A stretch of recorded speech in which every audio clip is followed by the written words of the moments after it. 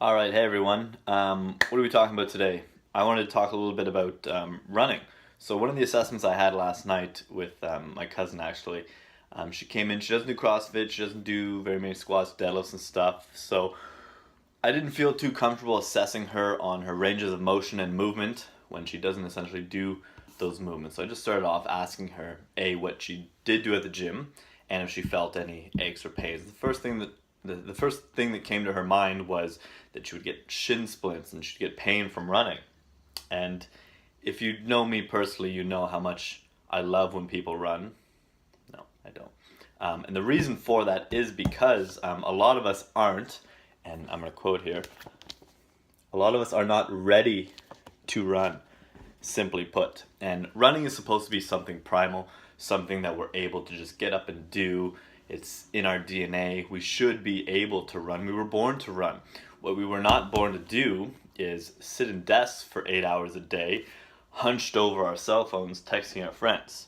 So what happens with that is if you're sitting all the time, and again, I can go in super in depth on the negative effects of sitting and what it does and how it affects running, but I'm just going to say sitting screws up your hips, screws up your quads, screws up your hamstrings, your glutes, everything. And it turns out you need those for when you run. You need to have full extension of your hip. You should be able to get your foot behind you when you're running. You need to be able to do that. If you sit all day and then you get home and you're like, you know what? I'm gonna go for an exercise. I'm gonna go take a run.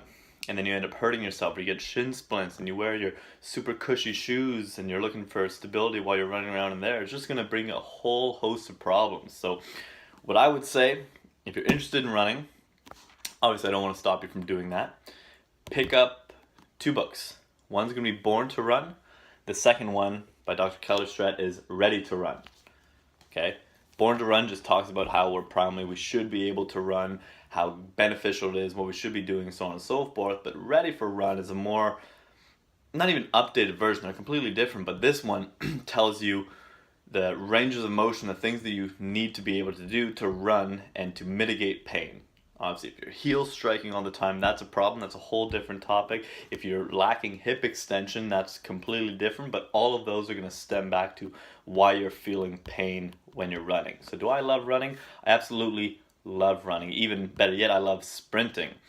I've had a few small injuries to my groin, my adductors, because I was not ready to run. I didn't warm up properly. I wasn't in a good position, and going into those full sprints, I ended up hurting myself. Am I going to dwell on it and say, running's not for me, or running's bad for people?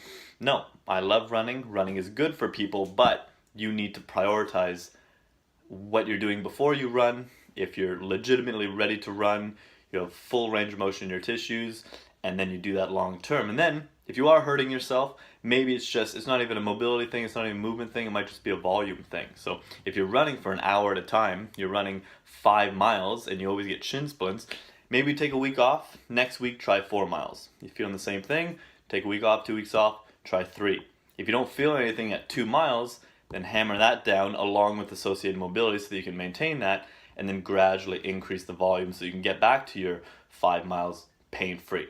I mean, we're not doing this. I hope not. But a lot of us aren't running to be in the Olympics or do marathons or anything. But if you are, then you really need to pay attention to it. And if you're not, then you're just doing this for health and for fun and for lifestyle. So if you're always hindered by injuries, it's kind of defeating the purpose, right? So let's take a step back, open up your hips. Let's talk about shoes. Let's talk about heel strike. Let's talk about the way you're running, and just get yourselves actually ready to run before we talk about volume and how we're going to go out and run. Okay, I'll have some follow-up episodes talking about shoes, talking about sitting, talking about hip extension, talking more about running, kind of going a lot more in depth on the points that I mentioned here just briefly.